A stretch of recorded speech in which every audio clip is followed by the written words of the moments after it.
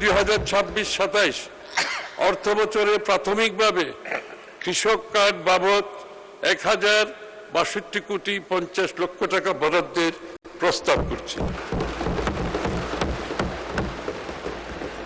আমাদের নির্বাচনী ইশতেহারে ঘোষিত প্রতিশ্রুতি অনুযায়ী শস্য, ফসল, মৎস্য ও পশুপালন খাতে গৃহীত সর্বোচ্চ 10,000 টাকা পর্যন্ত কৃষি ঋণ সুদসহ মওকুফ কর্মসূচি ইতিমধ্যে বাস্তবায়ন করা হয়েছে এবং এ বাবদ চলতি অর্থ বছরে 1,568,96,96,00,000 টাকা বরাদ্দ প্রদান করা হয়েছে।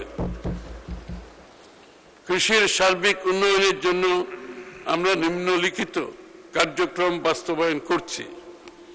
কৃষি পুনর্বাসন ও প্রণোদনা কর্মসূচির আওতায় বিনামূল্যে বীজ, সার ও অন্যান্য উপকরণ সহায়তা প্রদান করা হচ্ছে।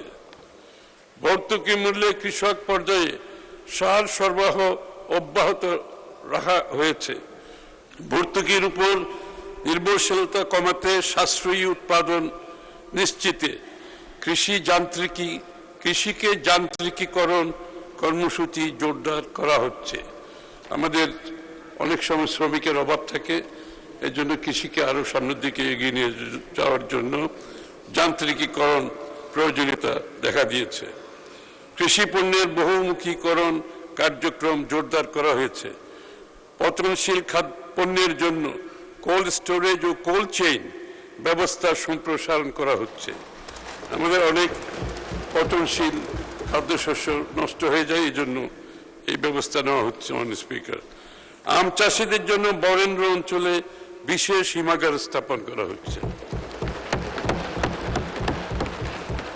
কৃষি উপকরণ বিতরণ, কৃষি পুনর্বাসন ও প্রণোদনা কার্যক্রম সুচারুরূপে সম্পাদনের লক্ষ্যে কৃষক ডাটাবেজ তৈরির উদ্যোগ গ্রহণ করা হয়েছে। ডাটাবেজের মাধ্যমে সার্ভিস ডেলিভারিটা মাননীয় স্পিকার অনেক সহজ হবে।